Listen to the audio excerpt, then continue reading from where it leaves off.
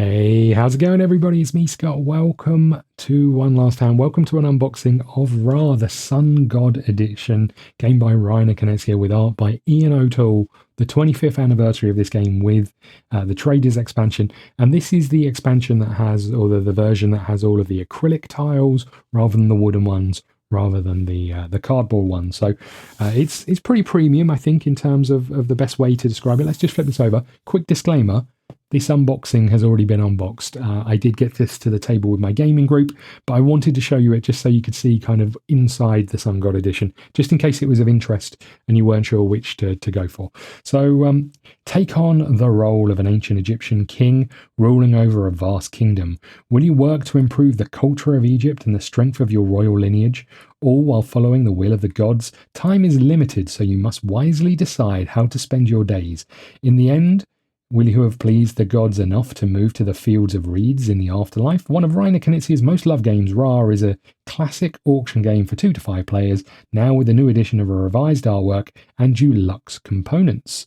It is a pretty premium game in terms of the components. You don't need it. I have the plain version. The standard version is absolutely fine. I do like this one, I have to say. But the wooden tokens are also just as good. What I will say is I played this with my gaming group. We haven't played the Traders expansion, so I'll show you the components there, but I won't do too much of this is how it plays. But I'll be able to go into a little bit more detail than I normally would in terms of how it plays, just in case that's of interest. So first things first, we have our instruction book. It's not a complicated game. The game is pretty straightforward. But that is the instructions. It's 8 pages, and some of those are a reference on the back and lots of images. Then we've got the box. Obviously, most of these things, I will say, when you get the game, there's a lot of things to open. But once you've got it, you're done. And once you've done that, you don't really have to come back to it. We've got our player boards. I'll come back to this board in a second. We've got our player boards. You can see here, some of them have 4 players on one side and 3 on the other. 4 circles or ovals. Some have 3. That's just for the player count. And some of them have none because obviously you won't need these 2 in a 3-player game. So we'll take that and we'll put these over here. And we'll take one of these boards and I'm going to tuck it down here just so you can see that. So this is our player board. There's various different sections on either side. I'll talk to you through those in a second. And then we've got this board at the top here. This is how we're going to track the auction as it happens and the path of the boat, which will signify potentially the end of the round. The game plays over 3 rounds, and during that, I'm just going to tuck these on this board for a second. Bear with me. We'll have a little look at what we get. Now, when you set up the game, you will take these out of the instruction book. You'll give certain numbers to certain players, and that's important for the start of the game. But these are called sun discs. These represent your bidding power, essentially. So we could bid 3 for something, 6 for something, 11 for something, or 12 for something. This is the way we track where we are on the round. So I'm just going to tuck this. Let's say we're playing a 3-player game. We'll tuck it here. And every time something happens, we'll move this along. And I'll talk about what that something is when we get to it. So these are all of the components in the game, apart from this, which is possibly the greatest component in any video game, in any board game ever, which is the Ra token. This will sort of signify who started an auction. So whoever starts an auction has this token, and eventually it will come back to that. So I'm just going to tuck that out of the way. And then the next bit is this. This is the bag of auction tokens. It's chock-a-block, and as I said, they are acrylic in this one. There's a wooden version. There is a cardboard version. So whatever takes your fancy on that. But I've gone to the liberty of taking out a load of tokens from that bag before we started because I wanted to be able to show you them without having to rummage around in the bag for them. But on your turn in a game of Ra, you have 3 options. You get to draw from the bag, so you'd reach into the bag and you'd pull out a token. You get to start an auction where you take the Ra token and the bidding starts to your left and comes back round to you, or you get to spend a god tile, and I'll talk about god tiles in a second. But what happens on your turn? Let's assume you wanted to dig into the bag. So you'd reach into the giant bag, you'd pull out a token. Let's assume we pulled out this token. This token here is a coin token. we're simply going to take that when we pull it out of the bag, and we're going to tuck it up here in slot number 1. I would then pass the bag round to the person sitting to my left. They would make the choice. Do I start an auction? Do I reach into the bag? Do I spend a God token? Let's say they reached into the bag and grabbed one of these, a Pharaoh token. I'll talk about all of these in a second. There you go. You can see the back. All of the backs are the same, but there is a Pharaoh token, and we'll tuck that one there. They'll pass the bag round to the next player. Let's assume they reached into the bag and pulled out one of these. This is a flood token and is required for scoring certain tiles. I'll show you that in a second. Let's say they reached into the bag, the next person pulled out this. This is a Nile tile or a food token. These two work in connection with each other. You can see this one here has 2 little wavy lines. This one here has 3. That's what denotes that they're different. Then someone else reaches into the bag and pulls out one of these. This is a civilization, I think it is. Maybe culture, I can't remember the exact term. But these will score you points at the end of the game. And if you reached in the bag and pulled out another one, it might have a different symbol on the right-hand side. That is important while you're scoring these, so just bear those different symbols in mind. And then almost finally, someone reaches into the bag and pulls out a monument token. And I'll show you how they work in a second.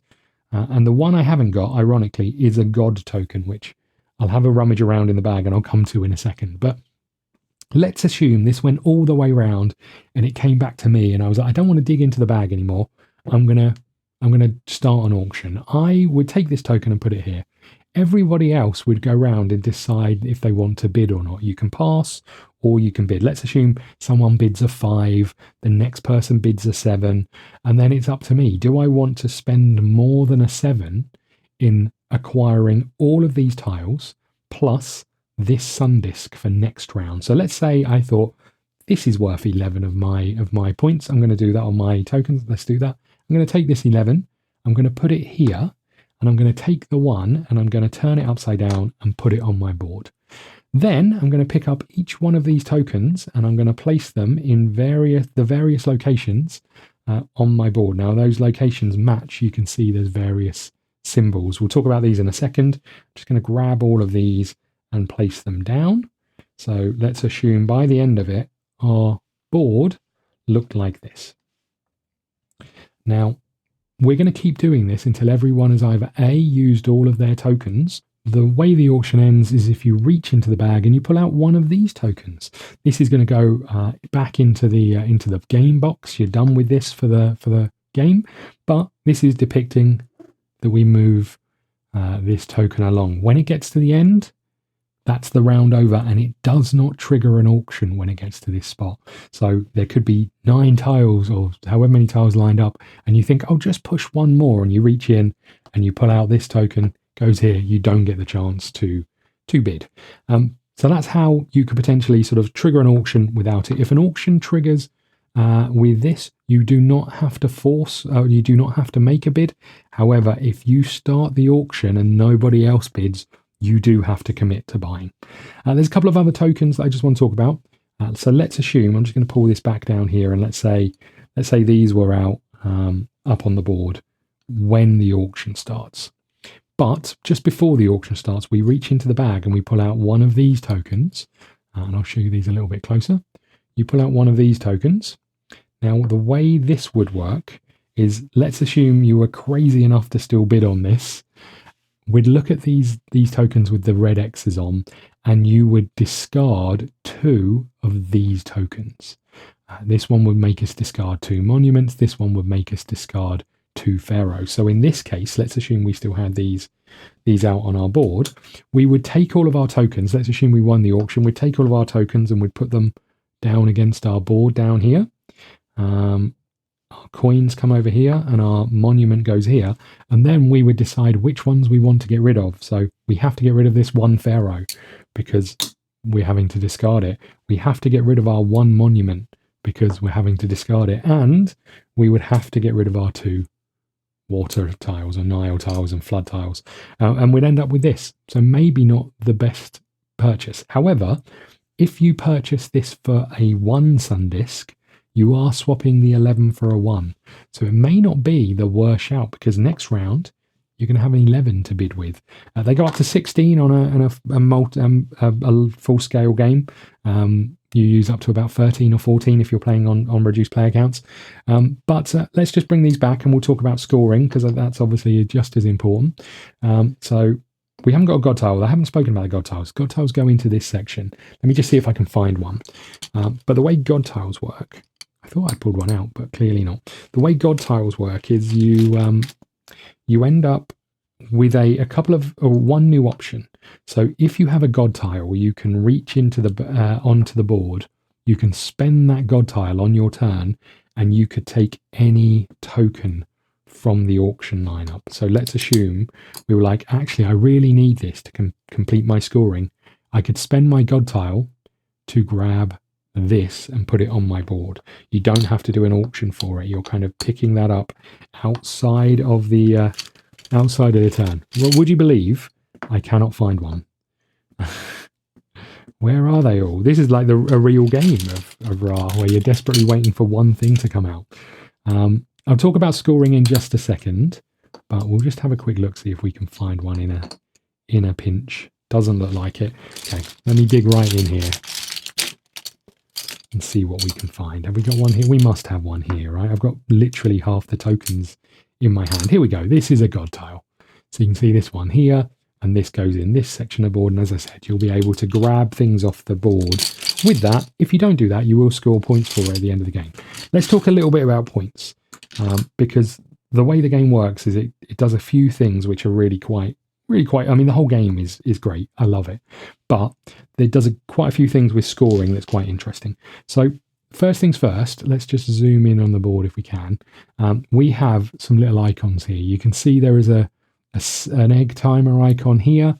In this section, there's 3 egg timers, green, orange, and red. Green, orange, and red in every other section. What that means is monuments will only ever score after the final round, whereas every other section of the board will score each round. And the way things score, I'm going to come back to monuments. We've spoken about god tiles. If you still have one in your hand at the end of the round, you score 2 points. You then discard the god tile. If you have coins, any in your hand at the end of the round scores you 3 points. You then discard the coins. If you have citizens or cultures or civilizations, what will happen here is for each unique banner that you have, you will potentially score points. If you have zero civilizations, you will get -5 points at the end of the round. If you have 3 different ones, you'll score 5 points. If you have 4 different ones, you'll score 10 points. If you have 5 different ones, you'll score 15 points. But most of the time, you're just desperate to end up with at least one to not lose points. Over here at the bottom, these two work in connection with each other. So you could have multiple food tiles. Let's say we had 2 here. If I have no flood tile, I would not score my food tiles. If I have a flood tile, I'll score 1 point for this one, 2 points, 3 points. So they add up together. You'd clear away your flood tile. However, your food or Nile tiles down here stay for the next round. If we can add another 5 to it and then get one of these, we'll score 1 plus 5 plus the 2 we've already got. So we'd score 8 points in total for having all of those. So can be really powerful to continue adding those to your board. You've got your pharaoh tiles. So whoever has the most has 5 points. Whoever has the least -2 points. If you're in the middle, doesn't matter. But obviously you're looking to gain more of these. And again, anything on the left side of your board stays all game. Anything on the right side of your board is discarded after every round. Finally, we have monuments, and you can see monuments all are a bit different, although sometimes you end up with the same one. So the way monuments score is if you have 3 of the same, you get 5 points. So if these 2 were here next to each other, we'd score 5 points. If you have 4 of the same, you score 10 points. 5 of the same, you score 15 points. And then you get another set of scoring that if you have 1 to 6 different monuments, so in this case we've got 3 different monuments, we'd score 1 point for each. If we had 7 different monuments, we'd score 10 points. If we had 8 different monuments, we'd score 15 points. So you're looking to collect the same ones, but also get a large variety of them as you're out collecting them. So you'd end up with your board looking a bit like this potentially, where you've gone out and you've managed to grab monuments that you were able to then add all of those up. It only scores once, but it can be really powerful at the end of the game. And that's kind of the whole game. It's going to keep going and keep going. It really is a game of intrigue, because it feels like if you've got the lowest numbers at the end of a round, and you start the next round with something really low, feels like you're in a really bad position, but you're not necessarily, because you can trigger an auction early on and get 1 or 2 tiles where people don't want to spend their higher numbers, but they're perfect for what you've got. So you can really drive people to do it. And the best place to be, one of the best places to be, is at the end of the game or at the end of the round. You've got maybe a couple of tokens left and everyone else has scored theirs or bought with theirs. And the boat is maybe on this slot, because you're going to keep drawing into that bag, and it's only you. Every token you put out, you can then bid and win a whole host of tokens. But obviously, if you draw out a number of these red tiles or some of these unfortunate tiles, it's going to potentially push it, right? And then you've got a decision to make when you get here and there's 6 tokens out here, but you think, I'm the only one left. Do I push it one more turn? You never know what's going to happen. So really quite intriguing with these sort of smaller numbers. You're not out of the game. You can, and quite often I found with these smaller numbers, you can dominate the game a little bit more. Granted, you might not win the whole host of that, but you don't have to let it get to that, because you can always bid with a lower number to get people to commit their higher numbers for something that maybe isn't as much value, whereas the value to you is huge. So that's the game. A couple of other pieces that I just want to talk about. We have the scoring pieces, which are again acrylic, and they're these really nice little scoring tokens. There's 5 tokens, 1 tokens, 10 tokens, and 2 tokens. So that's all of those, and they're really nice. You put these face down every time you get them at the end of a round, so no one knows what your score is until the end. And then everything else in the box, is the traders expansion. Now I can't tell you a huge amount of how this works. However, you are going to take one of these trader boards and you're going to tuck it above your board here. So you can see we've got our trader board here. We then have a whole host of new tokens, and these are traders ships. So we'll open these up. I think they're all the same, but you can see here there's a whole host of trader tokens. So these are going to go into the auction as you go. And let's say you win the, a trader token. As far as I'm aware, what happens is when you win a trader token, you don't get any of these little icons here. So let's say you win a trader token. You don't get any of these little chests. However, everybody else with one gets one of these chests.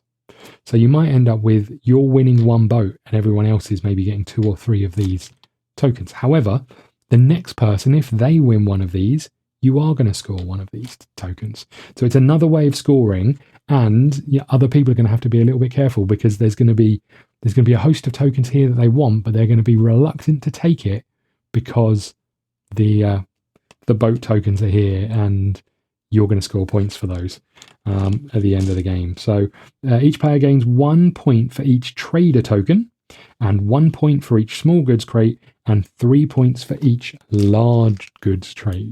Which are these giant gold chests? They're so cool, as you can see here. They look so good, I have to say, and they go on your board here. And I don't know how, I think it might just be if you've got enough, you swap one of these tokens for another. I think that might be it. If you have no limit to the number of goods on the dock board, large goods have a value of 3 and can be exchanged for 3 small good crates when needed. Highly unlikely the supply runs dry. So if you've got 3 of these little ones, you can swap them for a large one, or vice versa. And that is that. But it also comes with these. And I think, as you can see here, this is for your, it looks like the scoring chips. I don't know how I feel about that. I'd rather keep them separate. And this here is for your little token. So you get these really nice little bags as well for it. As I said, it's a premium product. It is really good. I'm just going to grab some more of these ships, because I just wonder if there's any you cannot have a ship. The red remover ship tokens. I don't think there is. I think this is it. So yeah, none in there that's going to make you discard ships. So yeah, really interesting. I mean, I'm excited to get to this table again. We only play 3-player. I really like to know how it differs 4-player, because there's an extra person thinking, well, I want this and I don't want that. But If you haven't played it, I couldn't recommend it enough. If you have played it, let me know your thoughts, your comments, and all of those things. This is Ra, the Sun God Edition. It's a really, really fantastic game, and I highly recommend it. Again, this was meant to be an unboxing. It's been a bit of a teach and a bit of everything else, but I really wanted to give you my first-hand experience with it, and it shines. It really does. Thank you so much. I'll see you again soon.